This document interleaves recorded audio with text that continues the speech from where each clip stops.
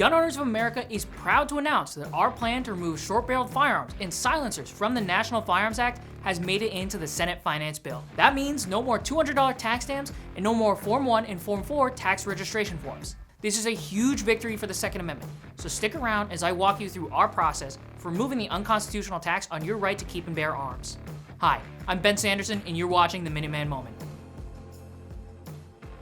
But before we get started, if you like this video and you're not already, consider becoming a member of Gun Owners of America at gunowners.org/donate. We'll leave a link in the description of this video. Okay, so to recap of the story so far. Gun Owners of America has been working on this strategy since last year to remove the gun control taxes on these NFA firearms when we learned the slim Republican majority in Congress was likely to undertake the budget reconciliation process. The reason we chose to take down the NFA is because reconciliation deals with budgetary matters and the NFA is primarily a taxation system.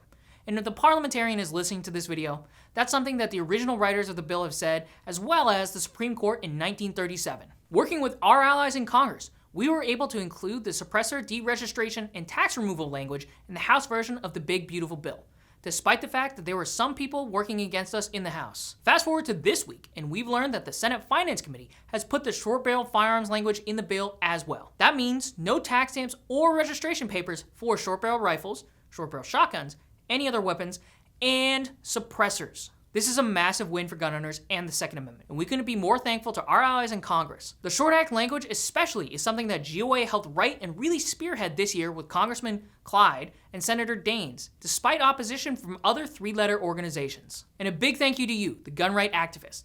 Without your emails, your calls, and your online support, none of this would have been possible.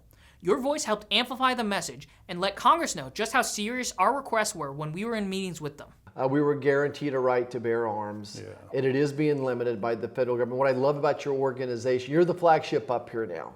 The other organization is has no voice now for whatever reason. So you all have the largest voice up here. You have the best reputation. So just shoot the facts at your senators and their staff members. Don't underestimate their staff members. If you can set up a phone call with the staff member to discuss this, I think it's a great idea. So what comes next? Well, the provisions would have to undergo the Senate procedure known as the bird bath. This is a time when the Senate will have the chance to go over each individual line and point and challenge any of the provisions they believe are primarily policy rather than tax related. This process can take some time.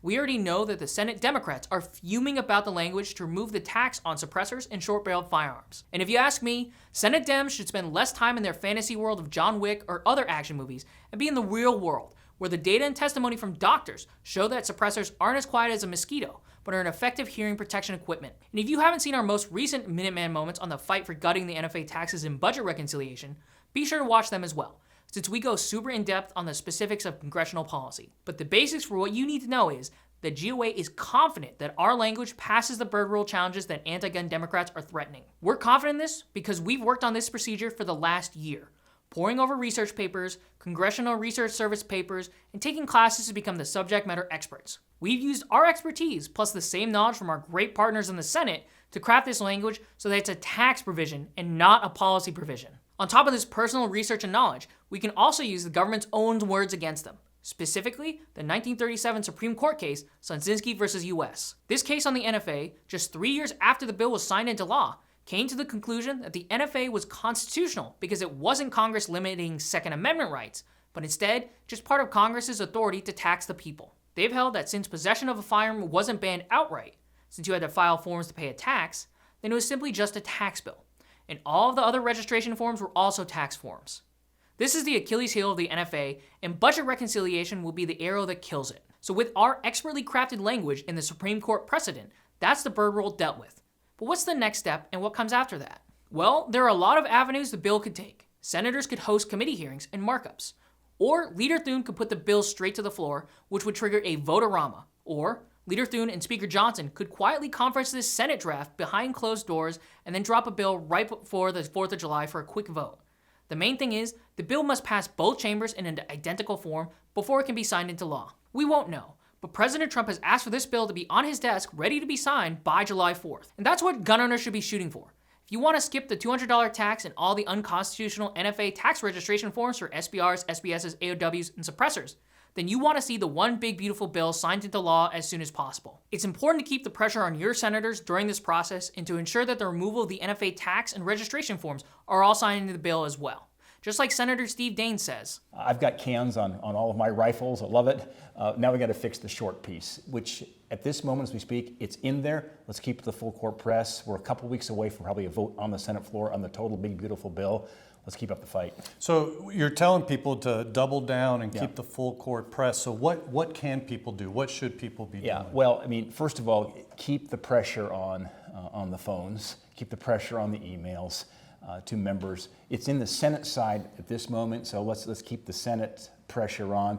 Assuming we keep it in the Senate bill, we'll pass it in the Senate. It'll be by the narrowest of margins, the overall bill. It'll be by 1 or 2 votes. This is absolutely going to like be the House. It's going to be a razor-thin kind of moment, and then it'll go over to the House.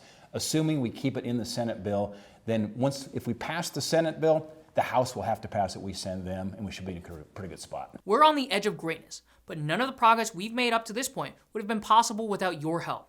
We just need to keep it up and celebrate after the bill is signed into law. So you can contact your senator by calling 202-224-3121. Now, I know this was a lot of information to digest all at once, and you've probably got some questions as well. So be sure to watch our frequently asked questions video we did about this to answer any of your concerns. Now, thanks for watching. Be sure to like, comment, and subscribe to stay up to date with GOA's latest fights for your rights.